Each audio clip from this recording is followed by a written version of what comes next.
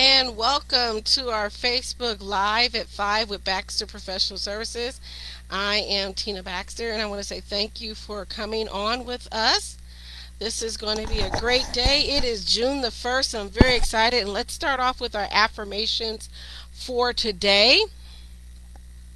Our first affirmation is every bridge I cross brings me to a higher level of fulfillment. I really love this picture of the balloons, the hot air balloons. Every bridge I cross brings me to a higher level of fulfillment.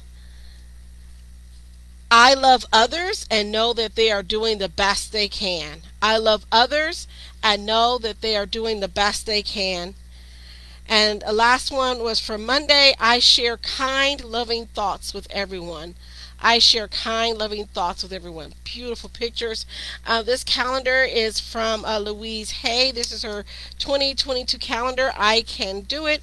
365 days of daily affirmations, and we are going through our affirmations day by day. So I really enjoy this. So welcome, hi everybody on our Baxter Professional Services page and our Nurse Shark Academy page. Thank you, fellow sharks, for being here. Very excited about what's happening, what's coming up. So I want to go ahead and jump in before we hop into the news with our What I'm Reading segment. And I haven't done this segment in a while, but I wanted to highlight some things from a classic book. Many of you know what this is and have read it before, but this is from Think and Grow Rich by Napoleon Hill. Excuse me. And I was reading and rereading, and I always go back through and learn new things, things that I may have missed before, and I'm sure you do that too. But I was thinking about this part he's writing about this article, this chapter about specialized knowledge, and he says this missing link in all systems of education may be found in the failure of educational institutions to teach their students how to organize and use knowledge after they acquire it. I want to say this again because I want you to listen closely. This missing link in all systems of education may be found in their failure of educational institutions to teach their students how to organize and use knowledge after they acquire it. Now, those of you that are watching who are nurses know exactly what I'm talking about. Ding, ding, ding.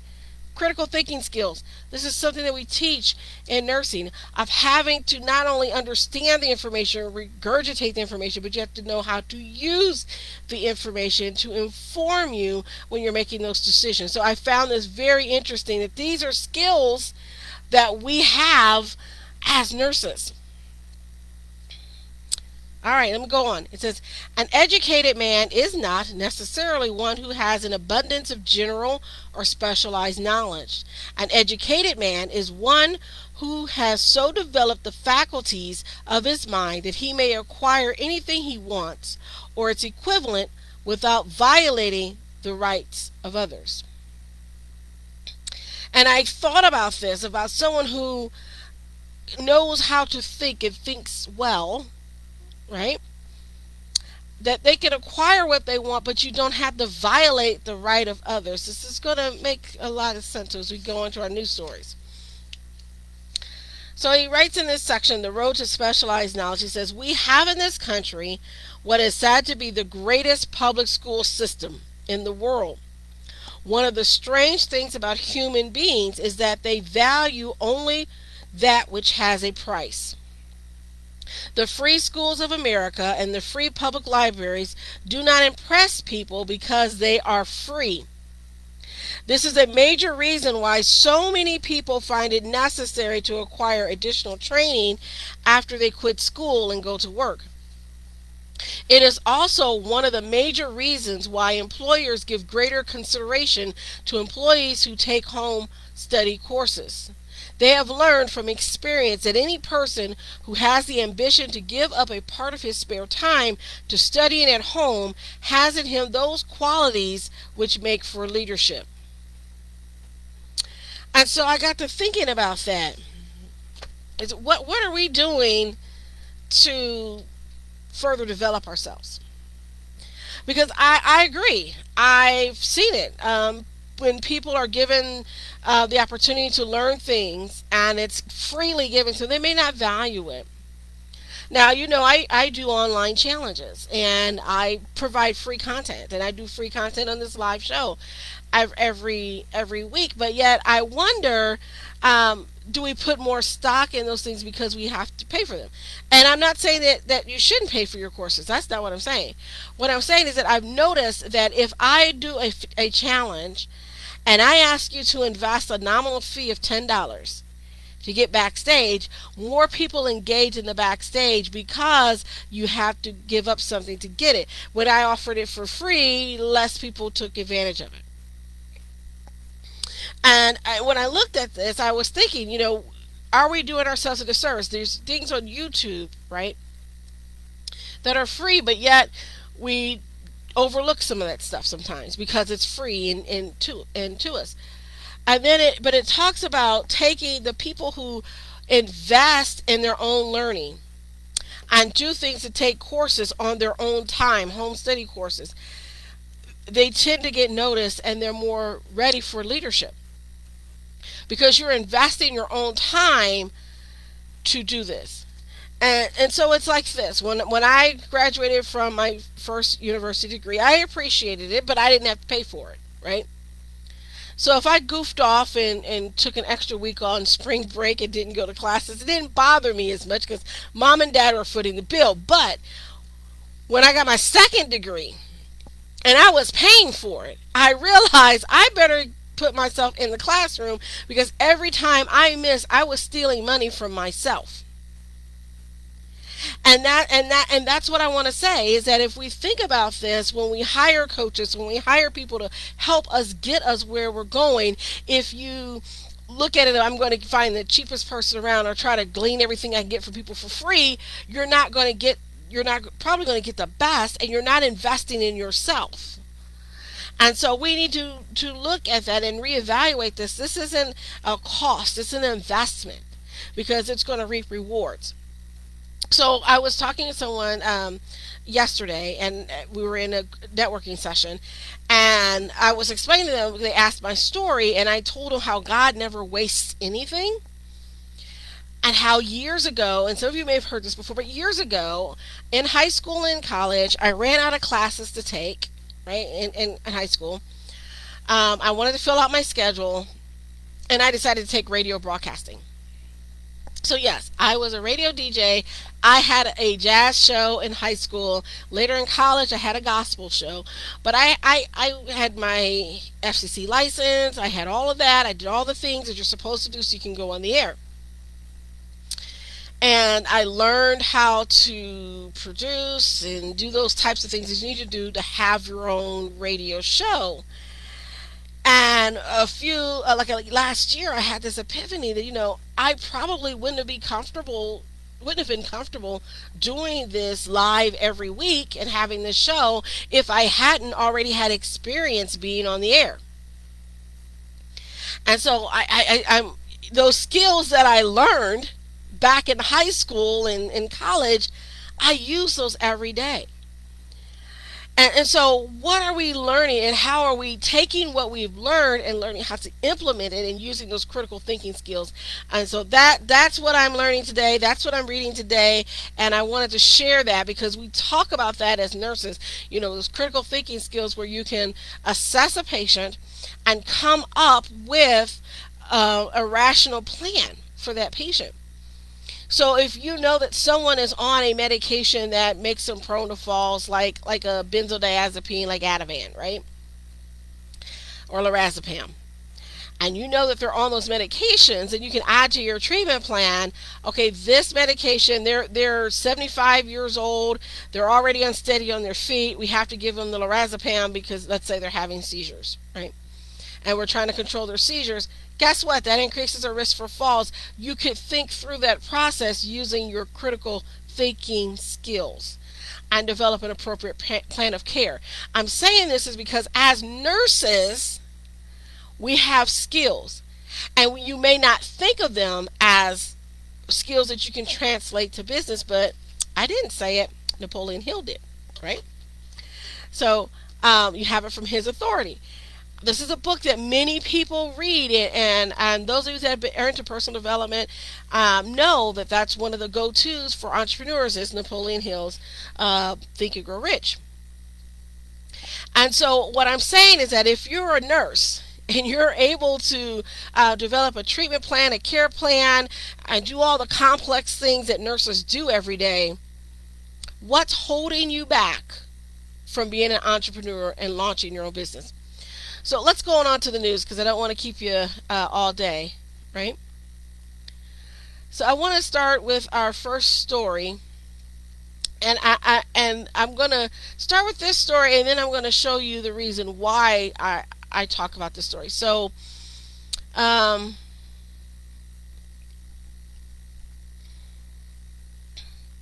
this story is about a nursing home. And again, not picking on nursing homes, but I'm bringing this out because it's important. And we're talking about critical thinking, we're talking about nursing, we're talking about business. And this came from an article from the Defenders, Local 12. This says, garbage, filth, rot, records paint troubling picture of a nurse who runs unregulated Castle Hills nursing home. So I want to talk to you about this because some nursing homes are unregulated, and I don't think people in the lay public and sometimes some of us in healthcare understand and know what that is. And so this is why I'm bringing this out, and then we're going to talk about this new law that's coming out in Tennessee. So KSAT.com news reports in Castle Hill, Texas, a twice sanctioned nurse continues to operate an unregulated boarding home in Castle Hills despite two previous criminal cases against her in Bexar County involving people in her care, a KSAT 12 Defenders investigation reveals. The woman at the center of the investigation is Julie Foster, who has been charged with causing injury to a disabled person and was sentenced to deferred adjudication after stealing from a hospitalized veteran. Public records and even Foster's own comments to law enforcement paint a troubling picture about the lengths she's gone in order to continue collecting payments from people in her care. So they've received numerous complaints about the living conditions in her home, and said in July 2017, fire personnel who responded to a call at the home noted that the conditions inside went beyond mere untidiness, according to administrative warrants signed weeks later to search the home. The home's interior included garbage, filth, rot, and unsanitary conditions, according to the August 2017 warrant. A resident had previously told Castle Hills police that he was living with up to 8 other people at the residence, which is owned by Foster, according to Bexar County appraisal records. A second administrative warrant carried out in 2018 noted that at times up to 6 disabled persons had been living at the residence, and that Foster was operating an assisted living facility without any licensing to do so. Castle Hills official in October 2018 filed a lawsuit against Foster for building and safety code violations, including structures not being clear of accumulated rubbish and garbage. The suit called for Foster to be given 60 days to improve the interior condition of her home.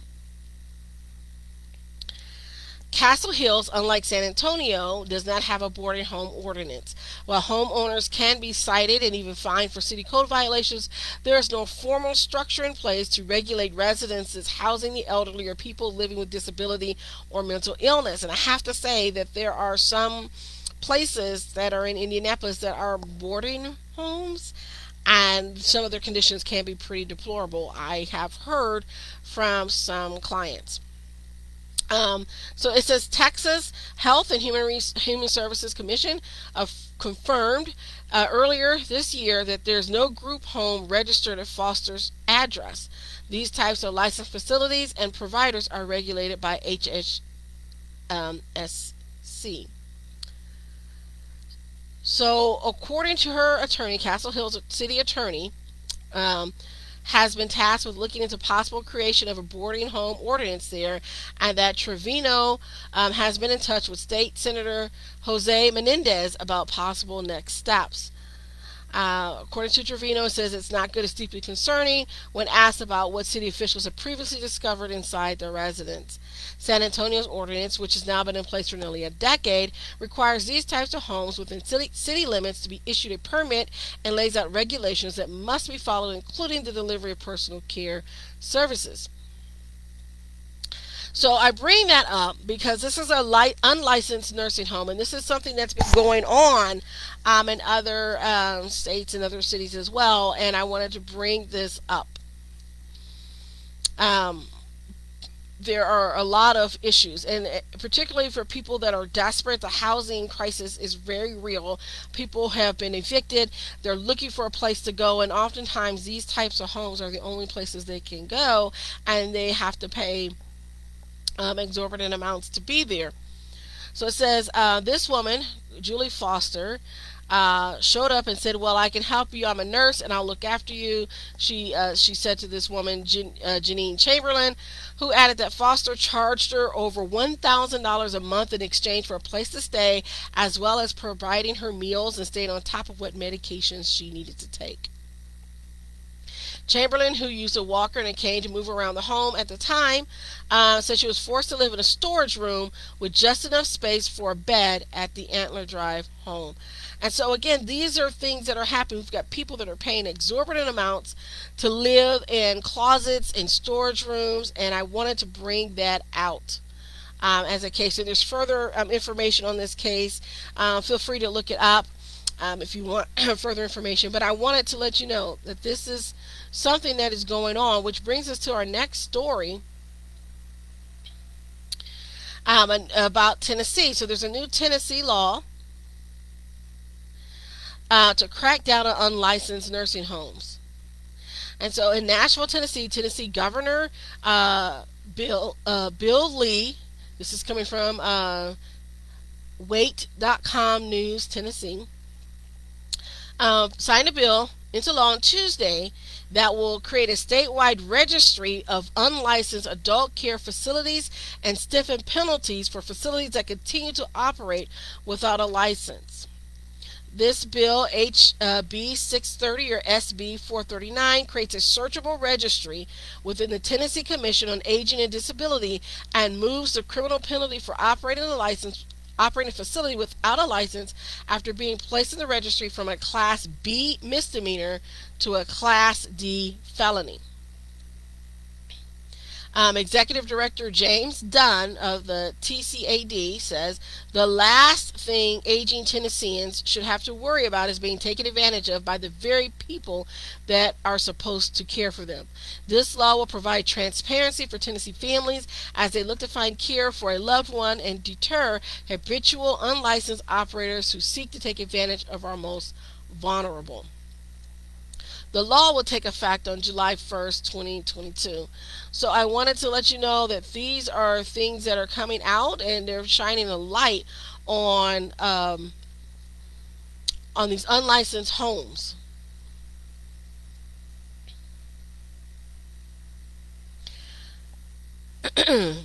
This is another story that's coming out. I found this kind of interesting. This is from the Iowa Capital Dispatch. And it says alleged whistleblower sues Iowa nursing home for wrongful discharge.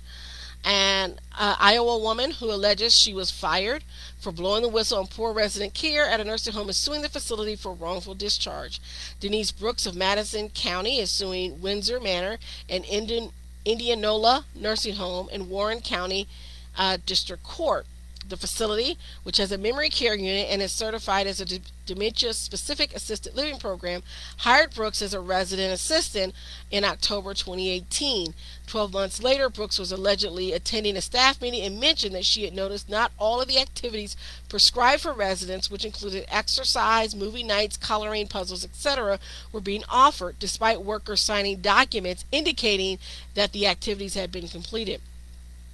During the meeting, the nursing home's activities director admitted she did not have time to do all the assigned activities with the residents, at which point the conversation was halted. Shortly after the meeting, Brooks was allegedly written up for harassing the activities director in the meeting. The lawsuit claims one of Brooks' other concerns was that the executive director and the director of nursing at the time were falsifying documents stating that residents were being provided meals and showers when they were not. Those documents were then sent into Medicaid for reimbursement or services and to the state of Iowa for verification of eligibility to remain certified as an assisted living center. Medicaid and others then paid the home for administering services that were never actually rendered, such as activities, showers, and meal service. Brooks alleges she also noticed residents of the home were not receiving adequate care and oversight, and that the home was allowing one nurse aide to study for school on the overnight shift rather than care for residents. Under the aide's care, the lawsuit claims one resident fell and broke her wrist, another fell and hurt her legs, and a third fell and broke her shoulder. Another resident in that aide's care allegedly had an unexplained fall, hit her head, and shortly thereafter died. Brooks also had concerns about residents left to sit in urine and feces for extended periods of time, residents left in bed all day, residents not being provided with meals, and residents who had allegedly been improperly assigned to assisted living, though their medical needs exceeded that level of care. So, according to the lawsuit, she had reported this to the Iowa Department of Human Services hotline in November 2019. And later, she allegedly reported her concerns to the Iowa Department of Inspection and Appeals, which oversees Iowa's long-term care facilities. She alleged that although she was a mandatory reporter of abuse, she was fired by Windsor Manor in retaliation for voicing her concerns. So her lawsuit seeks unspecified damages. Of course, the defendants have denied any wrongdoing and stated that Brooks was disciplined after the 2019 staff meeting for, quote, unprofessional conduct. And so a trial is scheduled for November 28th and 2023. So I want to keep an eye on this because I previously had talked about whistleblower protection, and it's very important that we have those protections in place in case you do see something. And as a mandatory reporter of abuse, you need to have some protections. And so this is part of our role as nurses. If you are witnessing abuse and neglect, this is something you are supposed to report. Again, so those are some of the things that I wanted to talk about. And we'll keep an eye on this case as it moves forward.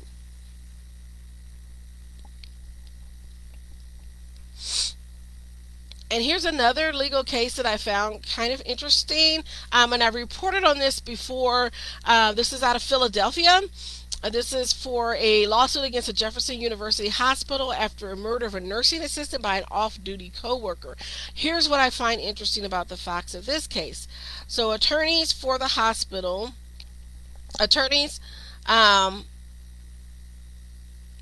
sued Thomas Jefferson University Hospital, alleging systemic security failures resulted in last October's execution-style murder of certified nursing assistant Henri T. James, who was killed by a heavily armed off-duty co-worker, according to the lawsuit. The suspect, Stacey Hayes, who had a history of violence, fled the hospital and wounded 2 Philadelphia police officers in a shootout before his capture. So according to the lawsuit and the attorneys, it says, our pre-suit investigation concluded that the defendants are responsible for the litany of outrageous security failures that Jefferson officials admitted to only after this heinous killing. Justice now demands that they be held accountable for their reckless inaction that put Mr. James and others, including staff, patients, visitors, and Jefferson's own medical students, at risk. When Hayes entered Jefferson Hospital's South 10th Street building, he was carrying a large bag containing assorted guns and wearing body armor. He walked uncontested through an unsecured main entrance without being stopped because there were no guards at their assigned station. Besides asserting claims of wrongful death and negligence, the lawsuit seeks a jury trial along with unspecified compensatory and punitive damages. According to the complaint, the heavily armed shooter, his weapons reportedly included an AR-15 assault rifle, did not have to pass through a metal detector. He was not scheduled to work that night and due to lax security, did not have to justify his surprise appearance. The lawsuit asserts that a full range of necessary security measures had been in place. Hayes would have been denied entry, detained, and Mr. James would be alive today.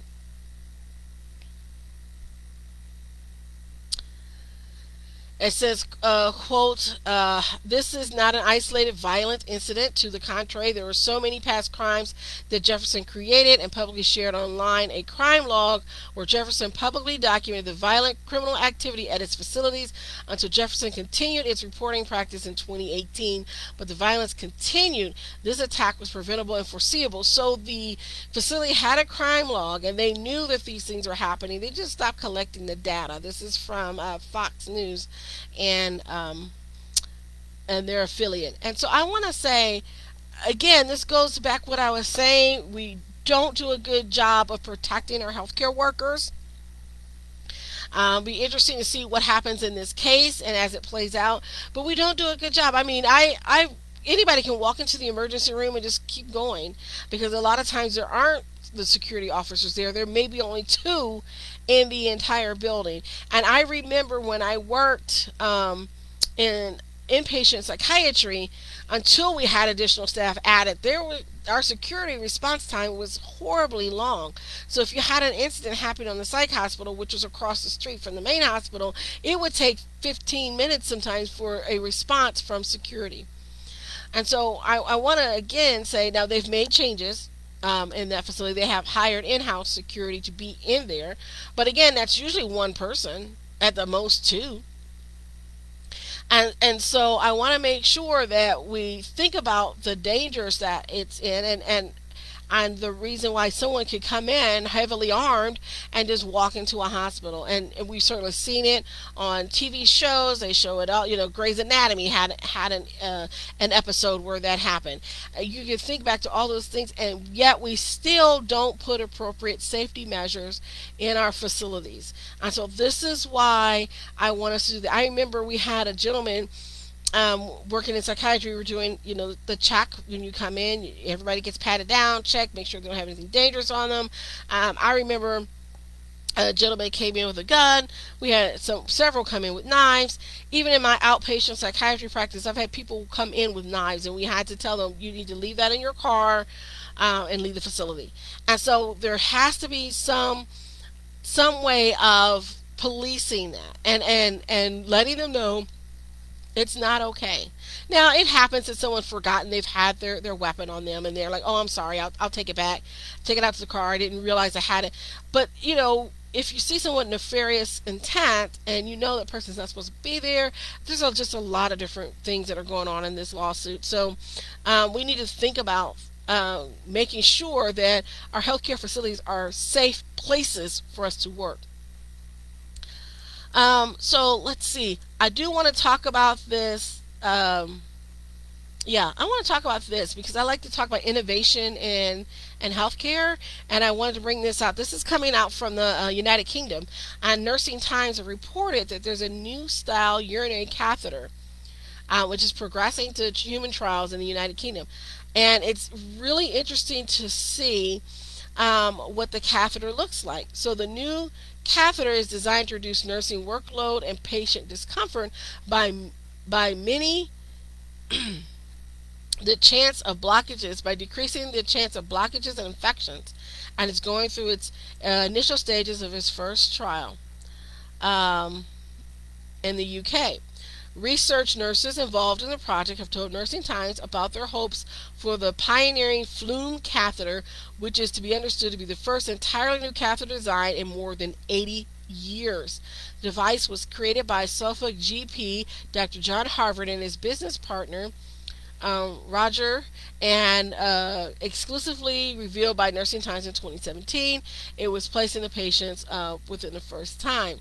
So I'm excited about that. I always like to look at new innovations in nursing and things that's come up. So we've got a new catheter that's being tested in the UK, and great to see that. And then hearing the nurse's role as a researcher, I think is great. So there's a Marta Kobes Arivabine. I'm sorry, I probably butchered your name. And along with Vicky Garner, and they are urology research nurses, and they are helping to with this research. So I'm very excited about that, and anything that would help us reduce infections, increase their comfort, and make it easier for the nurses.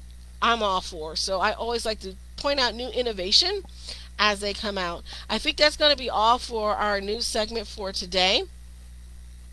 I want to thank you for joining us. Have a great rest of your day. I'm looking forward to this month and looking forward to what's coming up. For those of you on our Nurse Shark Academy page, we are going to have our nurses Get Mad challenge, right? It's going to be 3 days. I think it's the 15th, 16th, 17th. Yep, 15th, 16th, 17th. Nurses Get Mad. We're going to be talking about making your dream and engaging you. So I'm excited about that. You'll be seeing more coming up fairly soon with event time ads and things like that. So keep an eye out on our pages for that information. If you want us to give a shout out about your business and what's going on locally, let me know. Oh, before I forget, there is a local event that's coming up on June the 8th at Anderson Public Library here in Anderson, Indiana, and we will have healthcare vendors available. So we're going to have a pretty much a talk and learn about what everyone does in the healthcare space as we look to help increase people in the fight against COVID-19 and also find out best practices. So that's happening on June the 8th at 10 o'clock at Anderson Public Library. So those of you that are in the healthcare space and you want to be part of that conversation, please come. If you want more information about that, just let me know and I can certainly give you that information. I think that's all that I have for today. Thanks for showing up. And please comment, like, and share so that we can increase the viewership of this. I want people to know what's happening in healthcare and nursing, and I'm happy to help curate stories. Also, if you have a nurse that is making a difference in the community where you are, shoot their names to me. I'd be happy to spotlight them, and maybe we could even bring them on live and be a part of the broadcast. So have a great day and have a wonderful week.